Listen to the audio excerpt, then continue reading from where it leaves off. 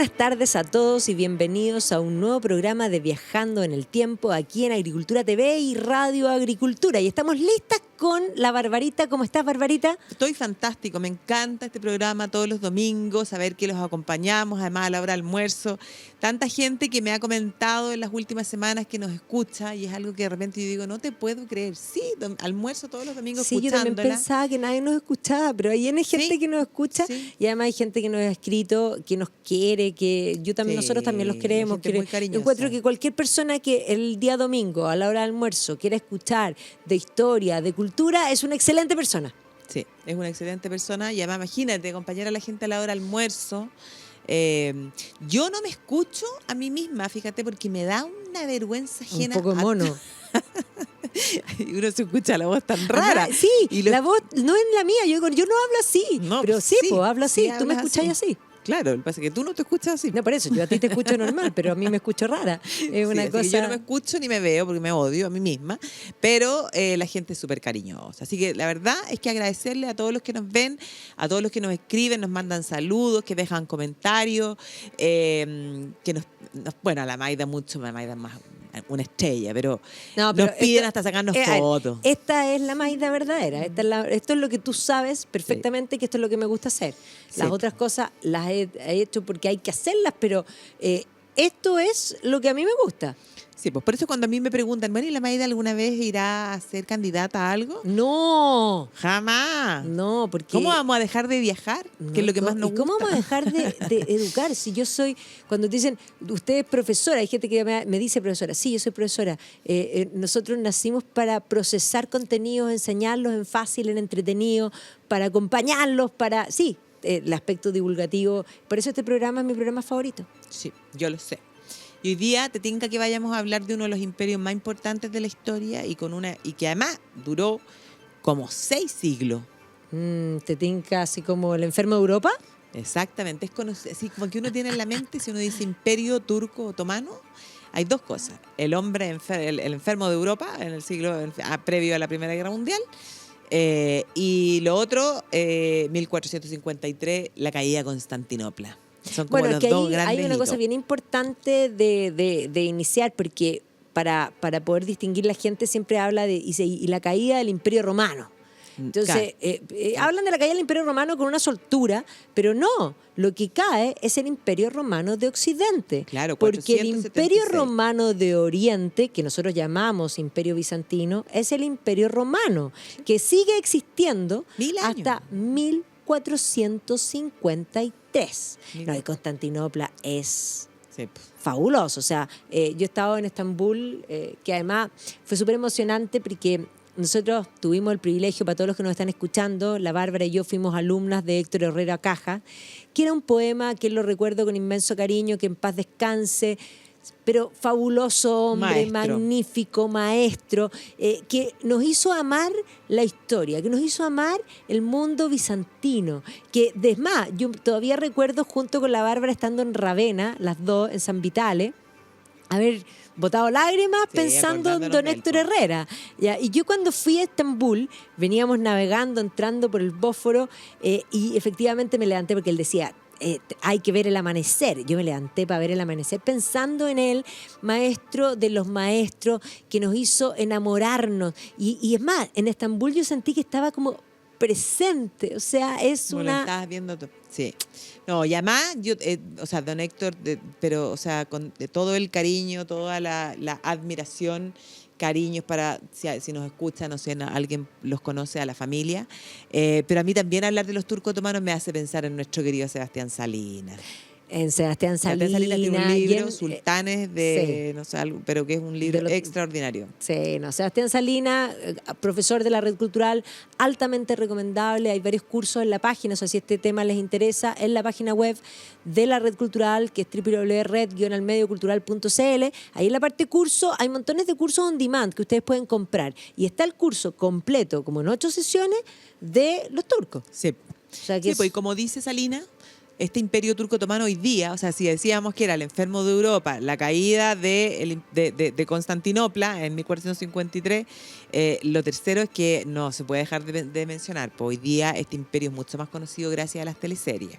O sea, es ¿quién decir, vio el sultán. No, claro, ¿quién no vio esa teleserie El Sultán? ¿Sí? Ahora, el problema de las teleseries turcas, a mí me gustan las series. Las series Sí, que hay tienen... varias, hay en Netflix, hay Sí, varias pero series. a mí me gustan las series que tienen 8, 10 capítulos. El problema de las series turcas No, tremendo. es que tienen 84 capítulos. Yo no tengo 84 días de mi vida para ver una serie. No, pues te termina como diluyendo. teleserie, como- po. sí, pues son teleseries, sí. Son teleseries de esas que se ven como a la hora de almuerzo, después de almuerzo. Sí, De pues la es que yo gente- en realidad eso no. No, A mí no se 8 puede. capítulos, ya, 10, ya, 12, hasta ahí. La última teleserie que vimos, yo creo que fue cuando nació tu hijo mayor, Pipito, que la universidad está al lado y te íbamos a acompañar mientras Que dais veíamos papa. esas brasileras. Sí. Sí, eso fue, no digamos la cantidad de años. Mejor. Cantidad Bueno, de pero este años. imperio, entonces, entrando en la Pero historia. somos más jóvenes que el Imperio Turco. Sí, eso sí.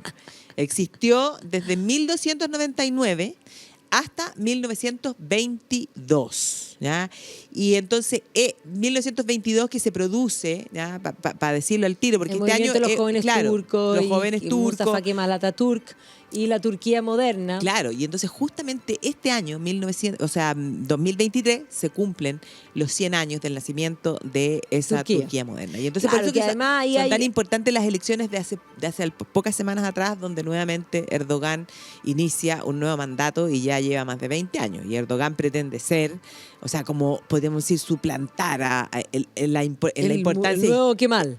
Claro, claro. O sea, ahora ahí viene importante porque yo el otro día puse precisamente a Mustafa Kemal Atatürk como de las efemérides que yo pongo en Instagram todos los días.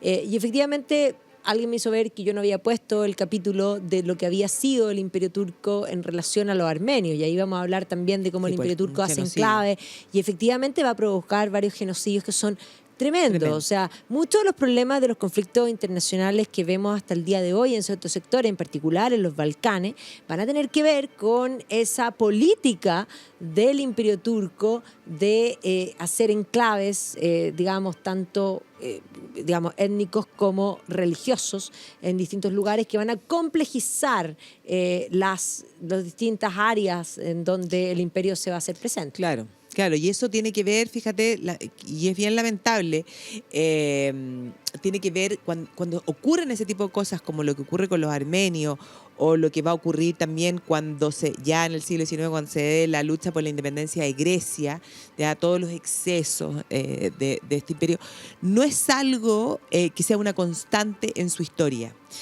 Mientras el imperio turco otomano fue para arriba, cuando llega a su periodo de máximo esplendor, que eso es lo que corresponde al tiempo de Solimán el Magnífico, Siglo XVI. era bastante tolerante, podríamos decir. Tenía una política más similar a la del Imperio Romano, Claro. que aceptaba a cualquiera en tanto paguen impuestos. Tal cual. Mientras pagaras los impuestos, tú podías tener cualquier otra religión, podías conservar tu idioma, tus costumbres locales, era parte, podríamos decir, de la riqueza, de la multiculturalidad, de lo multiétnico que llegó a ser este imperio. Pero cuando vas hacia abajo y te sientes amenazado, o sea, los horrores más espantosos. Y eso es una... Bueno, siempre en las decadencias los imperios hacen eso, el Imperio po. Romano también. Sí. La mayoría de las persecuciones a los cristianos son precisamente Sí, del po, Imperio Bajo, claro. cuando comienza a darse cuenta de que ya está decadente y que puede eventualmente morir, porque tiene que culpar a po, alguien. claro. Y el chivo expiatorio siempre se convierte en, de alguna manera, carnada. Claro. Así que, bueno...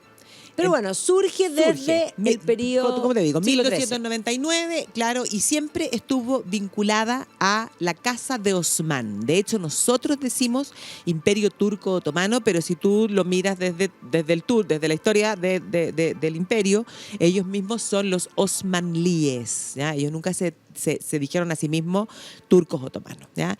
Hay que también tener como en cuenta una cosa. Los turcos y los árabes son distintos. Son distintos. Los turcos, de hecho, tienen su origen y los turcos son distintas tribus Sí. de turcos, ¿ya? Una tribu va a ser esta, la Casa de Osman. tienen su origen más bien cerca de China, de Mongolia. Son en la parte de arriba del desierto del Gobi, donde están los montes Altai. Ahí está el origen de estas tribus. Tribus que con el paso del tiempo van a comenzar a moverse en distintas direcciones. Por eso es que hay un país hoy día que se llama Turkmenistán. Son también turcos, ¿ya? Pero lo que a nosotros nos interesa son los que van a tomar contacto en determinado momento con los árabes ya islamizados. Estos turcos se van a convertir al Islam. Se van a islamizar. Se van a islamizar, claro, tal cual. Y van a comenzar a avanzar y van a comenzar a instalarse en la península de Anatolia, que es Turquía hoy día. Y desde esas distintas tribus, que en el fondo ahí aparecen primero los turcos selyúcidas. Los selyúcidas son los que toman el control, pero ese poder de los turcos selyúcidas se va a atomizar. Van a haber distintos pequeños grupos. Y uno de esos grupos, chiquitito al comienzo, va a ser esta casa de Osman. Y este Osman, en un determinado momento, o sea, como en el 1299, va a decir, ¿sabéis qué? Somos lo suficientemente fuertes y le voy a dejar de pagar tributo a los selyúcidas. Aquí mando yo. Me declaro independiente. Aquí mando yo. Aquí mando yo. Y en la medida en que ocurre eso, empieza a crecer esta casa de Osman, ¿ya? Y comienzan a tomar el control, en el fondo, de ese pequeño puntito. Empiezan a avanzar, a tomar control, y tú los vas a tener que, después de la muerte de este Osman, no pasan ni 60 años hasta que ya están al otro lado, o sea, en el continente europeo. Y si uno lo mira desde el punto de vista del Imperio Bizantino ya había entrado en decadencia, y en ese momento el Imperio Bizantino era prácticamente, ¿ya? O sea, un poquito más que Bizancio y un par de islas. Claro, ahí es bien importante porque la gente piensa, la caída del Imperio Romano, efectivamente cayó, no, ya se mantiene el de Oriente, pero además hay que decir que cuando cae el Imperio Romano de Occidente, Bizancio va a intentar recuperar ciertas cosas en Occidente, y por lo tanto la presencia bizantina, por ejemplo, en ciertas partes de Italia, particularmente en toda la zona costera del Adriático, Ravenna, por otro lado en Sicilia, por otro lado en el sur de España, en fondo van a intentar recuperar el imperio y van a tener una presencia importante que después también va a ir en retroceso y que evidentemente va a ir de la mano con este avance. Claro. Entonces hay que pensar que no es que cayó Occidente y que Roma no tuvo más presencia. No. De hecho, hay que entender que el derecho romano va a terminar completándose en lo que es el Imperio Oriental. Claro. Justiniano es de ahí. Exactamente, sí.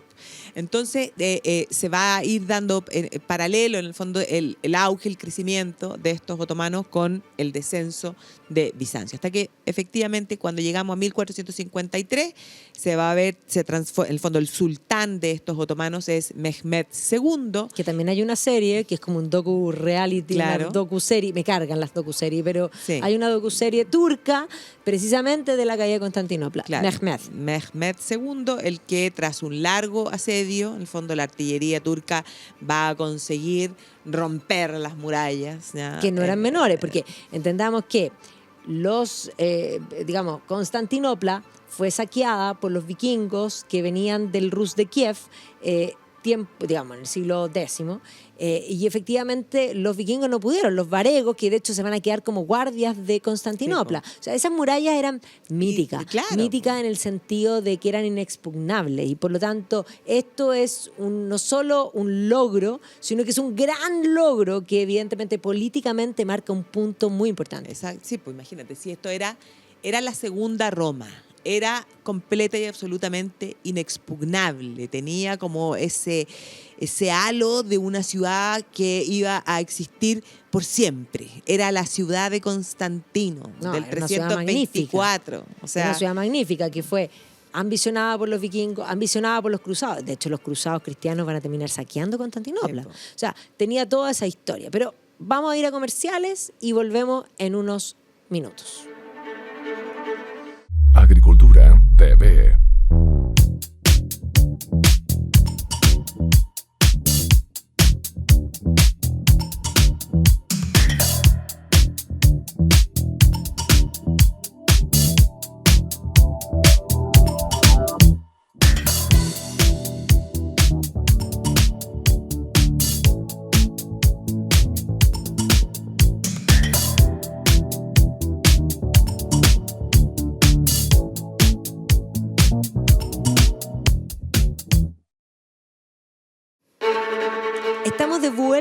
aquí en Viajando en el Tiempo, hablando del Imperio Turco Otomano, y estamos situados en Constantinopla, esta ciudad del deseo.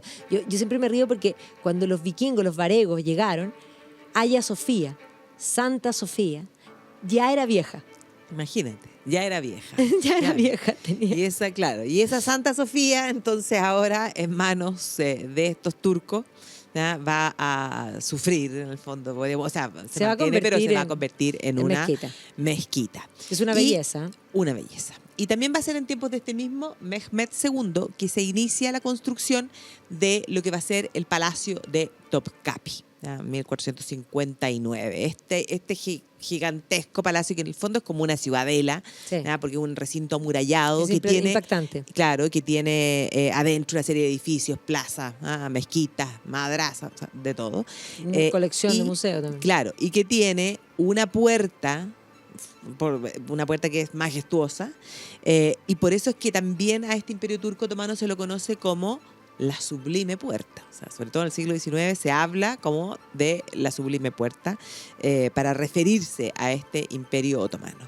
Y entonces, claro, tras la conquista, en el fondo, tras la caída del imperio bizantino, tras el inicio de la construcción de este palacio, evidentemente que el palacio tiene un harén, ¿ya? Que va a ser sumamente importante dentro de los sultanes turcos.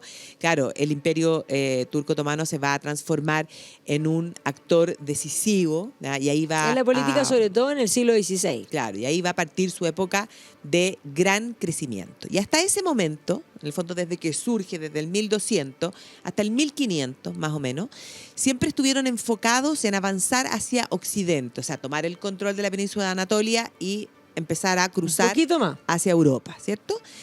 Pero no se habían ido hacia el mundo, en el fondo, hacia el oriente, hasta que a sus espaldas surge, en el mundo persa, ¿no? Lo que hoy día es Irán, surge la dinastía safávida. Y los safávidas eran de la corriente islámica chiita. Y entonces los turcos otomanos, sunitas. ¿Ya? Y entonces los chiitas le van a reclamar en el fondo a los turcos, como diciéndole: ¿por qué crees tú que eres el representante oficial de lo que es el Islam en el mundo? Nosotros podemos también serlo, los persas son también un... Sí, decir, antigüedad, ¿no? mucho Claro, más. Exactamente. Po. Y entonces ahí viene el enfrentamiento. Y los otomanos van a lograr... no van a hacer desaparecer al imperio persa safávida, ¿no? Evidentemente que no, va a seguir existiendo, pero sí los van a lograr controlar y van a establecer su frontera. Y van a establecer un poco lo que es la división, ¿ya? De que el chiismo es minoritario dentro del Islam y lo es hasta el día de hoy, y es fundamentalmente Irán el país donde existe la mayoría chiita en el mundo, porque el resto del Medio Oriente en general, salvo algunos, Sunita. es sunita, ¿ya? Y un poco se debe a eso. Y en ese momento Egipto, que nosotros estuvimos hablando hace unas semanas atrás del Cairo, no sé si te acuerdas que hablamos del tiempo de los mamelucos en Sí, Egipto. claro. En ese momento Egipto va a apoyar, va a pelear junto a los persas en contra de los turcos, y entonces va a venir la represalia de los turcos, y los turcos, la verdad es que a los mamelucos sí que los van a hacer desaparecer. Y entonces en ese momento el imperio crece, ¿ya? Podríamos decir un poco hacia el oriente, y comienza a tomar el control de África. Egipto baja por África y después en el fondo toda la costa africana. Y eso cuando ya los tení hacia el 1500. Y eso pasa en la época de Selim I, ¿ya? Este enfrentamiento con los safávidas y con Egipto. Y Selim I es sumamente importante no solo por eso, sino que porque Selim I se le conocía como el Yabús, o sea, el terrible, el tremendo. Y es el que, claro, y este es el que, en el fondo, para poder llegar al poder, va a destronar a su padre, ¿ya? Su padre va a aparecer muerto en extrañas O sea, que no existe, yo circunstancias. siempre digo que O sea, no existe rey de puesto. no. O sea, rey de puesto es muerto, Rey porque muerto. si no, no sirve. Exactamente, no, de puesto solamente. Si no sirve para otra po. vuelta. Claro, exactamente. Si está de puesto, es muerto. Y entonces, y no solo eso, no solo finalmente asesina al padre, sino que él va a decidir también matar. Y esto se establece como un poco, una especie como de costumbre, podríamos decir, dentro de los turcos. A los hijos De las concubinas. y a que- los sobrinos. O sea, de manera de Que no evitar quedan hombres, que hubiese uno, que evitar solo que haya guerras pugna civiles, del poder. pugna, claro. en el fondo, por el poder. Y todo eso es lo que le asegura al hijo, ¿ya?, de Selim I un futuro esplendoroso, ¿ya?, porque esa es la época de Solimán. Este es el sultán de la Este es el teleserie, sultán de la que teleserie. era espléndido y que sin duda, a no sé si era tan espléndido como el actor, que es bien espléndido. Sí, el espléndido. Sí, Espléndido. sí, Ahora, sí. sí. La descripción de Solimán sí tiene que haber sido, tiene que haber Sí, tenido su bueno, encanto. de hecho va a Pero ser era- por lo era menos la de sultán. temer, porque vamos a ver que esta época es precisamente una época de grandes reyes, posterior a la peste, de consolidación del poder real también en Europa, lo que va a hacer que efectivamente él se enfrente a reyes importantes, o sea, se va a enfrentar Imagínate. con Carlos V, con Enrique VIII, con Francisco I. Y ahí hay que decir Qué que aquí época. la política va a operar muy bien, porque los turcos van a empezar a amenazar a Europa y el gran enemigo de la cristiandad era el turco como concepto. Sí, po. Ya, y obviamente que esa cruzada contra el turco la va a tomar Carlos V. Pero Carlos V era el archienemigo de Francisco I. Y Francisco I era más enemigo de Carlos V que del turco. Y en un momento decide aliarse El al turco catoliquísimo rey francés. contra Carlos V. Y entonces ahí es cuando la gente en sus casas se sorprende de la política hoy día. La política ha sido siempre igual. Ya, los políticos hacen cosas políticamente. Uno dice, ¿pero cómo? Más que éticamente. Claro. Es como diría Maquiavelo, que Maquiavelo solo constató una realidad. Es común que ética y política estén separados. Mira, es común. Es común. El fin justifica los medios. Claro, ¿no? Y esa alianza entre Francisco Es I pura. y Solimán es lo que permite que en el fondo Barbarroja, el corsario... Sí, que- porque tenían los mares. Barbarroja es un también, de haber sido Colorín. Sí, pues Colorín. como Y ojo, ahí Crespito, está así. el tema. Colorín, el gen Colorín es vikingo. Los varegos quedan en Bizancio, por lo tanto, probablemente era descendiente de varego. Sí, ¿cómo hacemos nosotros? Qué increíble es conversar de estas cosas, porque vamos haciendo... Es que el Colorín es muy vamos- importante, la verdad. vamos Es de- colorina, pues ella también tiene su gen vikingo. Lo tengo, sí, pues el Magniven está ahí clarísimo. No, pero es que no, la gente no sabe. A nosotros esto no solo nos encanta y nos fascina estar aquí haciendo este programa, sino que además, por Dios que aprendemos, porque cuando tú dices una cosa me haces pensar algo que yo a veces no había pensado en mi vida, y a ti te pasa lo mismo, así como que hacemos, va, verdad. No, pero lo que estaba diciendo, la alianza, efectivamente, la alianza entre Solimán y Francisco I es lo que permite que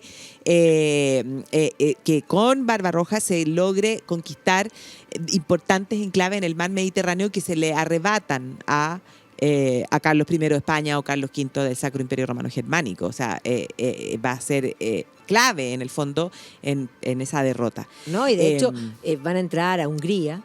Va a morir el rey de Hungría, pues, que Luis era II. casado. Luis II era casado con La la hermana hermana de Carlos V. Sí. Pero además van a terminar saqueando Viena. Y lo van a intentar en varias ocasiones llegar hasta Viena. O sea, toman el control de Hungría, ya, de Buda, de Pest, de todo O eso. sea, toda la Y- historia de esa Europa del Este que es un concepto que no existe porque es un concepto de la Guerra Fría, Europa del Este, pero la historia de Hungría, Pensándolo la geográficamente, historia sí. de, claro, geográficamente, sí, va a estar marcada contra la pelea contra el turco. Si nosotros pensamos incluso en Drácula.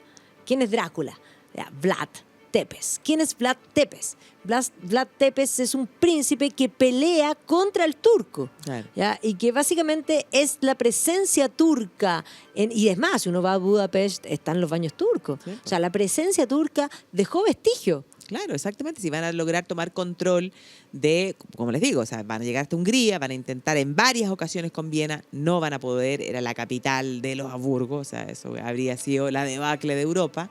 Van a tomar el control de los Balcanes, o sea, es realmente impresionante. Y la época de mayor apogeo es efectivamente esta época de Solimán el Magnífico, o sea, todos los veranos los europeos deben haber tiritado de horror, porque Vienen los turcos. vienen los turcos. Ahora, una cosa Y- importante, Solimán va a ser una figura emblemática, la gente lo tiene en la retina porque muchos han visto la teleserie, pero se enamoró tan profundamente de aquella mujer. Sí, pues se enamoró Fue profundamente. su debilidad, y ¿no? eso sí, pues y esa debilidad va a ser lo que un poco lo va a llevar a que al término de su vida no termine en el auge, en la grandeza que fue su periodo de oro. Porque antes de que entremos a la historia de amor, dos cosas que son súper importantes, que yo creo que si uno se tiene que quedar con algo de esta conversación, es probablemente con estas dos cosas. Solimán, nosotros decimos Solimán el Magnífico. Pero ese es un término que le ponen Europa. Europa lo llama el Magnífico, o sea, que el mundo occidental le dice el Magnífico. O sea, tiene que haber sido, imagínate. Yo me lo imagino espléndido. El mundo turco, él es conocido como el Kanuni. Claro, porque hacen todos los cánones, las leyes. ¿Cachai? Organiza el imperio. No es tanto lo que conquista Solimán, sino que es más bien lo que organiza. Después, el tradicional retrato de Solimán, que ustedes búsquenlo. Que es una cosa bueno, eso voluminosa. es Tiziano. Sí, pues, es Tiziano. ¿Y por qué el turbante, esa cosa? Bueno, para mostrar toda la gran responsabilidad y el peso, ¿ya?, que Solimán tenía y que el sultán en general tenía sobre que de hecho con el turbante lo tenía. Claro, el peso, lo que habrá pesado ese turbante, pero era ese el modo de representar de lo que significaba el sultán. Siempre el concepto de el uso, por ejemplo, si uno piensa en los kipá judíos, es el recordarte que hay algo sobre ti. Claro. Que tienes algo sobre ti. Y en este sentido es el sentido de la responsabilidad, el sombrero que se ve Claro, un poco curioso, por decir algo. Pero además, y eso es algo que le aprendí, que le escuché a Sebastián Salina, en el caso del sultán, ¿ya?, el sentido también de ese turbante es porque esa es después la mortaja con la que se cubre el cuerpo una vez que el sultán muere, para que nunca se olvide de que es un ser mortal. Y que como en el fondo no se te suban los humos a la cabeza. Hay algo sobre ti. Claro. Ya es ese sentido de que para poder gobernar se requiere humildad. Si no hay humildad, no eres un servidor. Y si no eres un servidor, vas a ser un mal gobernante. Y eso ayer y eso hoy día. Sí, hoy día hay algo sobre ti. Sí. Hay que decirle a todos los políticos. Sí, habría que ponerle el turbante a varios políticos a ver si logran. A ver si les sirve que recordar que esa va a ser su mortaja. Sí, tal cual. Así que no, extraordinario. El tema es que, claro, como te decía, va a ser súper importante también el harem. ¿Ya? Y el harem no hay que pensar que es como un prostíbulo. El harem, están estas mujeres que tenían la gran responsabilidad de asegurar la descendencia, ¿ya?, masculina, ¿ya?, dentro de la casa de Osmán. Recuerda que esto se mantuvo siempre en la casa de Osmán.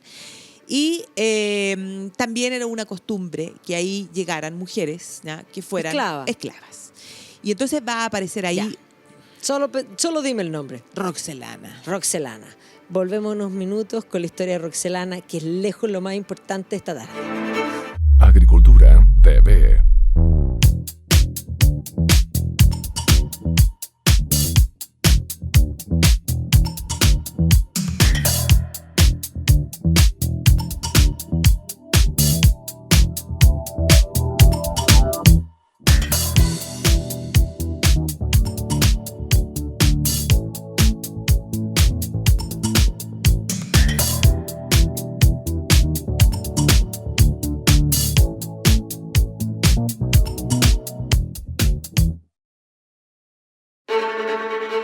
Estamos de vuelta aquí en Viajando en el Tiempo. Y, Bárbara, ¿quién es Roxelana?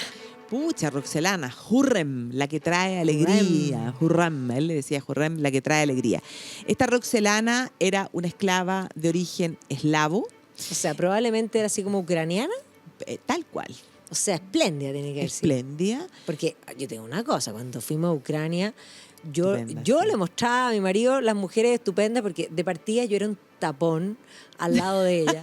Y ellas todas extraordinarias. Mirando a la gente para arriba. Claro, mirando a las mujeres para arriba. Además, todas. Desde la guardia de Policía Internacional hasta la mujer que atendía en el... O sea, Hurrem tiene que haber sido fabulosa. Fabulosa. Colorina. De ahí Roxelana, o sea, del color como el rojo. Media crespa, habría sido en el fondo raptada de territorios cristianos y luego vendida a los turcos otomanos. Y entonces ella llega a vivir, llega al harem y Solimán pone los ojos sobre ella. Cae envuelto en llamas. Cae envuelto en llamas y entonces ella va a desplazar de su lugar, ¿ya?, a Majid de Bran, que era la favorita número 1. O sea, que tenía un hijo hombre. Que tenía ya un hijo hombre, que era Mustafa. y por lo tanto la descendencia de Solimán estaba asegurada. Y se había establecido como esta práctica, ya lo que ya hablábamos, desde la época de Selim, Que se ¿ya? mataban a los hijos.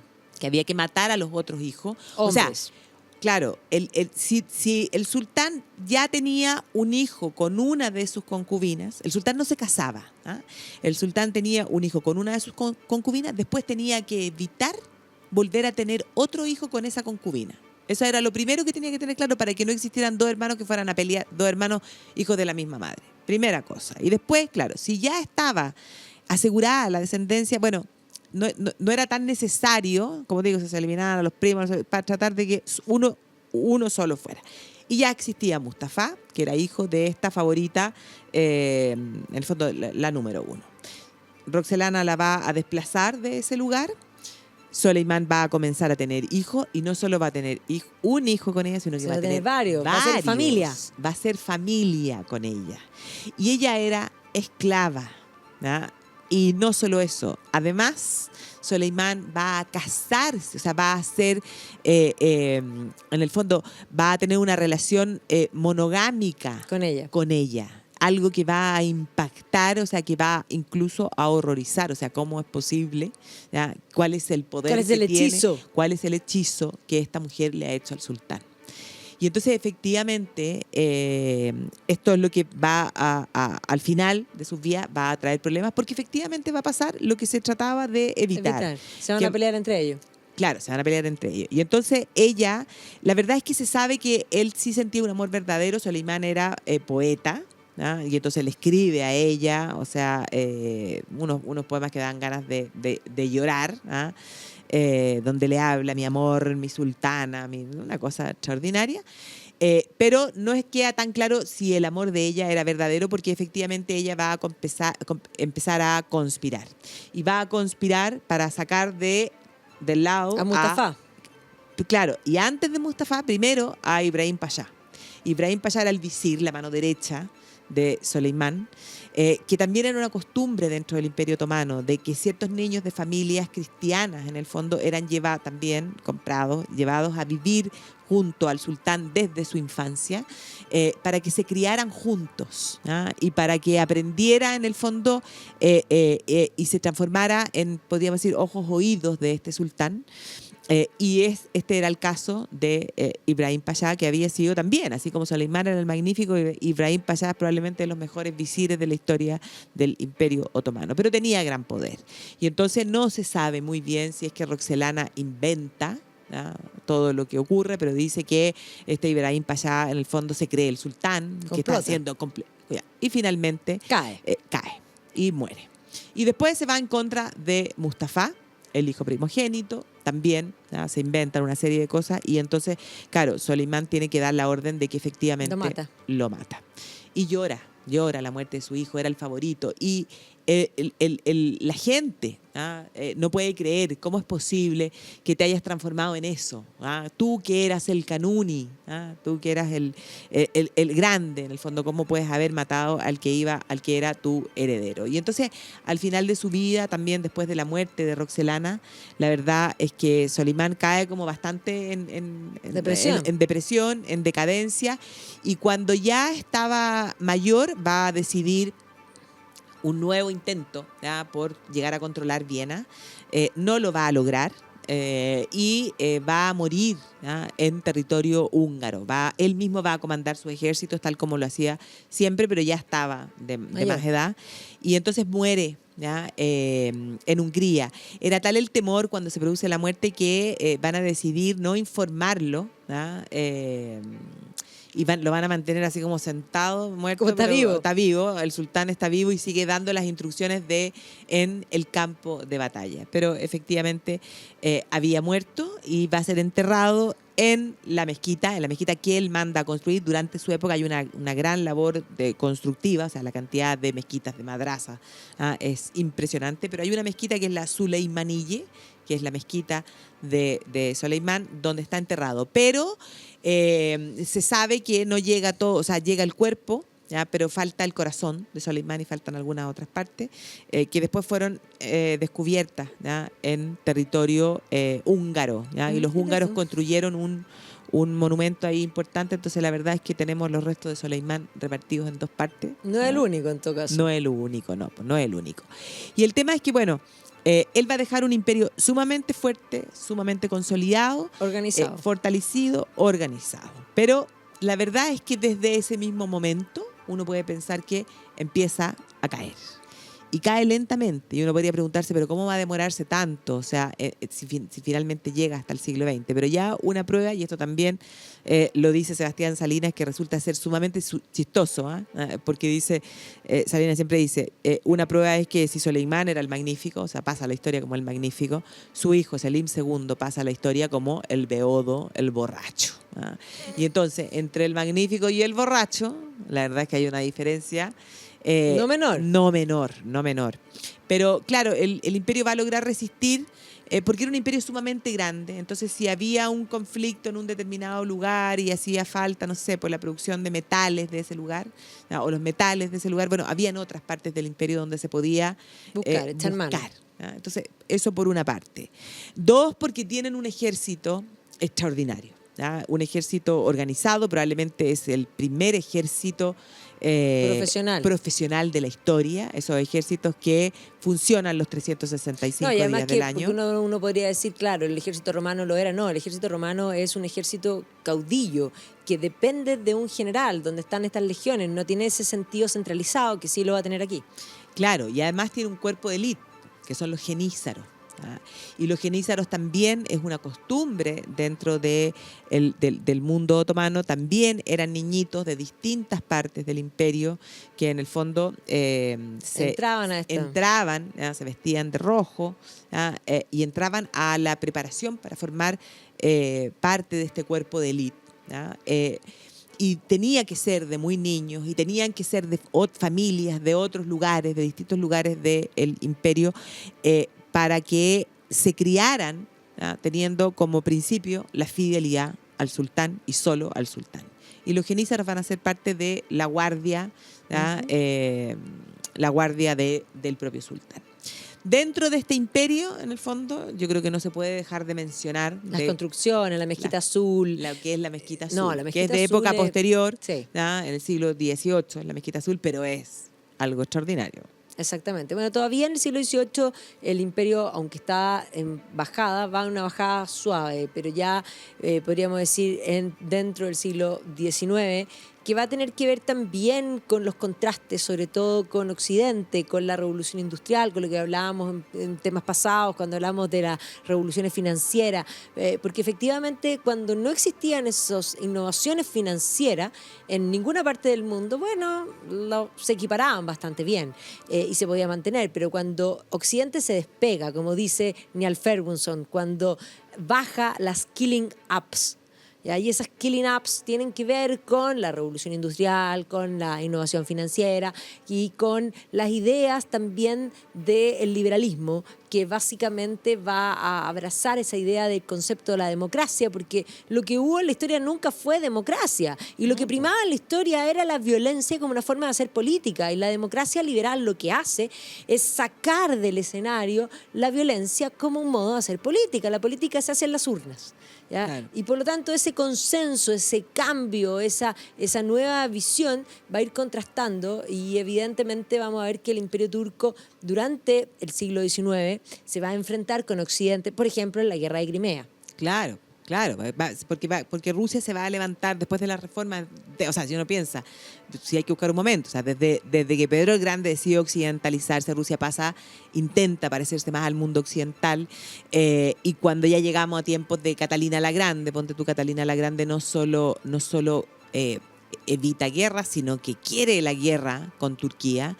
Porque quería dominar todo eso. Claro, ella soñaba, en primer lugar, o sea, el propio Pedro el Grande había soñado con tener el control del Mar Negro. No lo había logrado, y así había logrado... Querían salir al Mediterráneo. Claro, porque obvio, además tenían el problema que Rusia, por el Mar del Norte se congela. Claro. Y por lo tanto la única manera era salir por el sur. Entonces todo el siglo XIX Rusia va a iniciar esa política paneslavista, que es la madre de los pueblos eslavos, y va a empezar a presionar sobre el imperio turco. Claro, o sea, eso va a ocurrir en el siglo XIX cuando se levanta efectivamente como esa idea, yo soy la madre de los pueblos eslavos. Y habían pueblos eslavos que estaban bajo el dominio de los turcos. ¿Ya? Entonces eso, o sea, les queda súper bien la idea del paneslavismo. Eso por un lado. Y por otra parte, desde antes, o sea, desde el 18, cuando Catalina logra hacer realidad el sueño de Pedro el Grande de ganarle a los turcos en la guerra, de anexarse la península de Crimea, ¿verdad?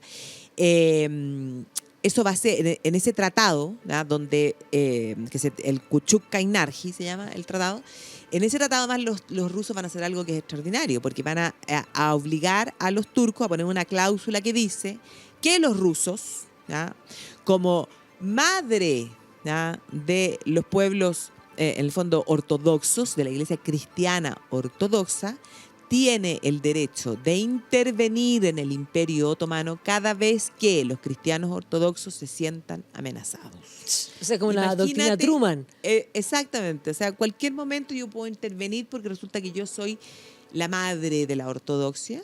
Entonces soy la madre de los eslavos por un lado y de los cristianos ortodoxos por otro. Y puedo intervenir.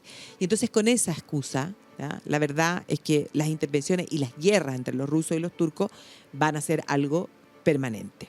Y entonces cuando llegamos al siglo XIX, eso es lo que va a precipitar, podríamos decir, en gran medida la decadencia. De hecho, el nombre, el enfermo de Europa, lo habría acuñado el zar Nicolás I.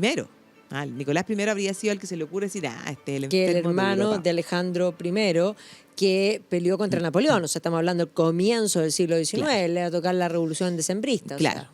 Y si tú a esto, por otro lado, piensas que el imperio entra en decadencia, que se van a comenzar a dar luchas entre miembros de la familia de los Osman, la idea era que siempre se mantuvieran ya en la casa de Osman, los Osmanlíes. Entonces eso va a hacer que por el temor de que el heredero al trono, en el fondo, le pasara algo, fuera asesinado, bueno, los encerraban a los príncipes. ¿Ya? Y entonces resulta que tú tenés sultanes que pasaron durante toda su infancia encerrados. O sea, eran loquitos. Loco. O sea, trastornados. Pues, imagínate. Por eso, ¿cachai? Y además, o sea, y si tú eso lo contrastas con el hecho de que, por ejemplo, hasta Soleimán, lo que ocurría, en el fondo, es un poco lo que hacen el Partido Comunista Chino hasta el día de hoy. O sea, como si uno piensa en Xi Jinping, que fue creciendo de una pequeña provincia hasta llegar a ser presidente. O sea, secretario, sí. Secretario general, y claro, al sultán se lo preparaba de muy chico y entonces se lo iba mandando a distintas provincias dentro para que conociera, para que administrara, para que supiera cómo se manejaba la política, la economía. Para que aprendiera a tener cuello para sostener el turbante. Claro, para eso se necesita estudio, se necesita experiencia, no es llegar y... No, pues no llegar y gobernar. No. Si gobernar no es tan simple, hay que tener experiencia. Para nada. Hay que tener experiencia y no improvisar. No improvisar, no es contigo aprendo. Claro, el problema fue que cuando empiezan a esconder en el fondo a los príncipes, a tenerlos ahí casi que cautivos, presos, esperando su edad. No tenían la experiencia. No tenían idea. Y resulta que cuando no tenían idea llegaban y hacían brutalidad y media. ¿Ah? Eso son cosas que ¿La historia se repite? Se repite. No, rima. Sí, pues, exactamente. Bueno, pero efectivamente sí nos vamos a llegar después de que la guerra de Crimea les va mal, porque efectivamente está el contraste entre el mundo industrial, que eso es tanto para Rusia como para el Imperio Turco. Y posteriormente vamos a tener un siglo XIX donde Europa se dispara y entramos al siglo XX donde efectivamente Europa compite por el colonialismo. Las ambiciones, por una parte rusas, siguen estando presentes. Las ambiciones austriacas comienzan a ver en este imperio decadente la posibilidad de agarrar territorio y evidentemente ese va a ser un caldo de cultivo de lo que es una de las causas incluso de la Primera Guerra Mundial. Sí. Hay unas caricaturas geniales donde está el sultán pisando digamos el mapa y está por una parte el zar ruso y por otra parte el Kaiser austriaco tironeando como un género, así como diciendo, y es... No, claro, las caricaturas del siglo XIX, o sea, Tenniel hace una... John Tenniel hace una fantástica que están arriba de una olla, que son además los Balcanes. Están todos los políticos sentados arriba y de alguna manera la olla está a punto de explotar. Porque efectivamente la guerra va a explotar en los Balcanes. Sí, o sea, el archiduque Franz Ferdinand va a ser asesinado en Bosnia-Herzegovina, que había sido anexada por Austria precisamente por el Imperio Austrohúngaro en 1908. Iba a ser asesinado en 1914, que evidentemente iba a venir en junio el ultimátum de 1914 y en julio ya tenemos... Claro, y otra de las 28 de julio, la caricaturas Primera Guerra buenísimas, Mundial. esa que se llama Turkey in Danger. O sea, y entonces pone... Porque se representaban como animales. Entonces, Claro. Turquía era un Y pavo. Turquía era el pavo. Claro, po, era un pavo que de Y hecho... el pavo está así, el oso ruso lo tiene, pero atorado. Y el león, en el fondo, Claro. el león es Inglaterra, ¿ya? Y que evidentemente cada uno, hoy día, estas caricaturas hay que explicarlas, pero sin duda Son geniales. dicen muchas cosas. Tú sabes que hoy día se siente como, bueno, hoy día tenemos una generación que se ofende ante todo, pero ya no se puede, en el fondo, hablar de turkey como pavo, porque es ofensivo. Toda la historia fue el pavo. No te puedo creer. Sí, te juro. Ah, eso no lo había Es que hay escuchado. tantas cosas que No. chuli sienten, ese es mi término. Porque el chuli sentimiento La víctima. es básicamente un sentimiento más allá de lo racional. Claro, Porque cosa más tú rara. comprenderás que si te dicen una cosa así racionalmente, tú te ríes. Eso se llama ironía. Es cuando tú ya pierdes la ironía y pasas a tener chuli sentimiento. Victimización, La víctima, básicamente. ¿no? Sí, hoy día hay muchas víctimas, sí. Pero bueno, el imperio finalmente va a caer con la guerra, porque el imperio también se va a cuadrar, ahí vamos a tener donde se van a abrir ciertos frentes en la Primera Guerra, presemos el frente de los Dardanelos, la figura de Mustafa Kemal Atatürk, que finalmente va a comandar los ejércitos, nunca esperó Churchill eso. No, po, Y claro, eso va a implicar el fin del imperio y el origen de la Turquía moderna. Claro, y en gran medida los problemas en el Medio Oriente, porque no hay que olvidarse que en el contexto de la guerra va a haber un acuerdo secreto. Uf. Y ese acuerdo Pero eso nos da secreto para otro capítulo. Nos da para otro No, capítulo. ahí tenemos que hablar de precisamente la guerra, el Medio Oriente, el petróleo, Lawrence de Arabia. Uf, Todo eso. ahí hay Sí. una cantidad de Tenemos material. que hacer una segunda parte de esto, porque en Podemos realidad hacer una segunda hay parte. muchas cosas que Porque decir. además ahora se nos fue el programa, aunque tú no lo creas. Sí, es que yo como que yo me pierdo, yo ni siquiera sé si nos queda tiempo. ¿no? A mí lo único que me guía es el hambre. Sí. Yo empiezo a sentir Verdad, como un sí. vacío Ya, interior. ya, Además que hora es de domingo, es almuerzo, atroz. Entonces, ahora... Antes cuando podíamos Antes cocinar, podíamos ahora no. cocinar, pero nos faltan auspiciadores. Por favor, auspiciadores, auspicien este programa. Yo sé que es el programa más de nicho, pero es el programa más lindo de la televisión en YouTube y de la radio. Así que para que nos acompañen en este programa magnífico podamos los cocinar, domingos y podamos cocinar algo, porque aquí hace hambre, claro. tenemos hambre, tenemos sed, así que para que Eso, un aperitivo. auspicien. Un aperitivo, eso queremos. Hay es. gente que trae queso, eso como que me acomoda. Sí. Estaría Sería súper bueno. Buenísimo. Bueno, te agradezco, Barbarita. Muchas gracias, Les pues, agradezco nos vemos a el próximo ustedes domingo. y quedan invitados a la próxima semana a viajar en el tiempo junto a nosotros. Y ojo, a todos los que nos puedan auspiciar, ya, pues pónganse. Los necesitamos. Que estén súper bien. Cariño.